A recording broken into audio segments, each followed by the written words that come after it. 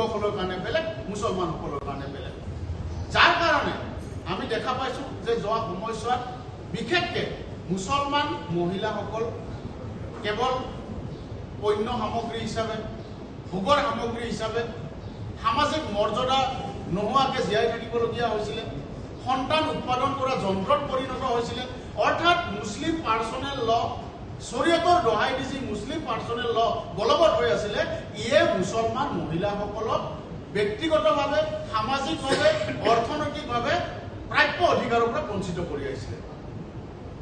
এজনী মহিলা জ্ঞাতে অজ্ঞাতে যদি ৩-৪ গৰাকী পত্নী, তেওঁৰ গিৰিয়েকে সতিনী যদি লৈ আহে, তেনেহ'লে সেই মহিলাগৰাকীৰ মানসিক অৱস্থা কি হ'ব? সেই মহিলাগৰাকীৰ ব্যক্তিগত স্বাধীনতা কেনেধৰণে থাকিব? পৰিয়ালটোত কেনেধৰণে মৰ্যাদা থাকিব? আৰু অৰ্থনৈতিকভাৱে তেওঁৰ তাৰ কি অধিকাৰ ৰক্ষিত হ'ব? এই গোটেই কথাবিলাক ইমান দিনে আছিলে আমাৰ কাৰণে এক ধৰণৰ এক বৈষম্যমূলক এটা ব্যৱস্থা।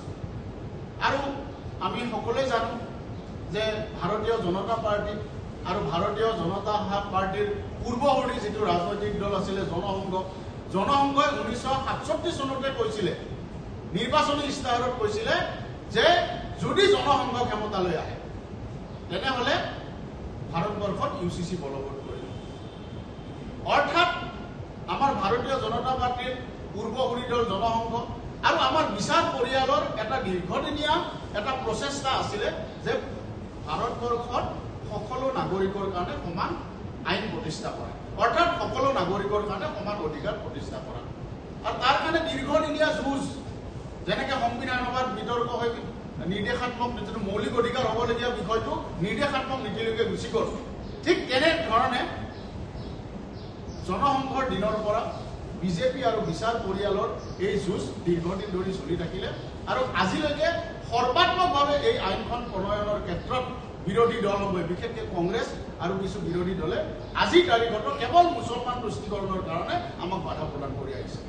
আৰু তেনেকুৱা এটা সময়ত ৰাজ্যভিত্তিকভাৱে আজি প্ৰথমতে গুজৰাটত হ'ল, উত্তৰাখণ্ডত হ'ল, আৰু এতিয়া অসমত UCC আমি আইন হিচাপে বলবৎ কৰাৰ পৰ্যায়লৈ আমি আগবাঢ়ি গ'লোঁ। আমি ভাবোঁ যে ডক্টৰ হিমন্ত বিশ্ব শৰ্মা ডাঙৰীয়াই অসমৰ মহিলাসকলক ধৰ্ম নিৰ্বিশেষে, জাতি নিৰ্বিশেষে, অসমৰ আই মাতৃসকলক, অসমৰ আমাৰ ভনীসকলক, আমাৰ যিসকল ভৱিষ্যত প্ৰজন্মৰ ছোৱালী, যিসকল ভৱিষ্যতে আৰু আমাৰ সমাজখনত মৰ্যাদা সহকাৰে জীয়াই থকাৰ আকাংক্ষা লৈ জীয়াই আছে, এই সকলোকে এটা বেলেগ পৰ্যায়লৈ তেওঁলোকে অধিকাৰ ৰক্ষিত হোৱাৰ এটা পৰ্যায়লৈ লৈ গ'ল। সেইকাৰণে আমি ভাবোঁ যে ডক্টৰ হিমন্ত বিশ্ব শৰ্মা ডাঙৰীয়াই এক সাহসী পদক্ষেপ ল'লে। তাৰ কাৰণে ইতিমধ্যে অসমবাসী ৰাইজে তেখেতক ভূয়সী প্ৰশংসা কৰিছে, অশেষ ধন্যবাদ জনাইছে। আৰু আজিও আপোনালোকৰ জৰিয়তে, এই সংবাদমেলৰ জৰিয়তে পুনৰবাৰ অসমৰ মুখ্যমন্ত্ৰী ডক্টৰ হিমন্ত বিশ্ব শৰ্মাক এই যুগজয়ী সিদ্ধান্ত লোৱাৰ কাৰণে, এই সাহসী পদক্ষেপ লোৱাৰ কাৰণে আমি ধন্যবাদ জ্ঞাপন কৰিছোঁ।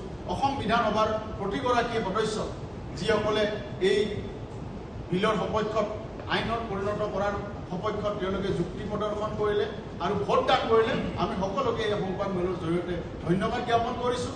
আৰু আমি আশা কৰিম যে মানধতা কলীয়া, এলান্ধু কলীয়া, শৰীয়তৰ দোহাই দি চলি থকা এই নাৰীৰ প্ৰতি বৈষম্য এতিয়া অসমৰ পৰা, আমাৰ ৰাজ্যৰ পৰা অন্তৰ্হিত হ'ব। আমাৰ মহিলাসকলে সমান অধিকাৰ পাব। সম্পত্তিৰ ক্ষেত্ৰত আগতে যেনেকৈ বিয়াৰ ক্ষেত্ৰত 4জনলৈকে বিয়া পাতিব পাৰিছিল এটা বিশেষ ধৰ্মৰ মানুহে, ঠিক তেনেকৈ বিবাহ বিচ্ছেদ হোৱাৰ ক্ষেত্ৰতো কোনো নিৰ্দিষ্ট শৰীয়তত উল্লেখ নাই, যাৰ পৰা তেওঁ ক্ষতিপূৰণ পায়, ভৱিষ্যত জীৱনটো ভালকৈ পাৰ কৰিব পাৰে। কিন্তু এতিয়া UCC অহাৰ লগে লগে বিবাহৰ ক্ষেত্ৰত যিধৰণে নিৰ্দিষ্ট আইন নীতি নিয়ম হ'ল, ঠিক একেধৰণে বিচ্ছেদৰ ক্ষেত্ৰতো নিৰ্দিষ্ট নিয়ম হ'ল। গতিকে এতিয়া মহিলাসকলে, বিচ্ছেদিত মহিলাসকলেও উপযুক্ত ক্ষতিপূৰণ পোৱাৰ ব্যৱস্থা হ'ল।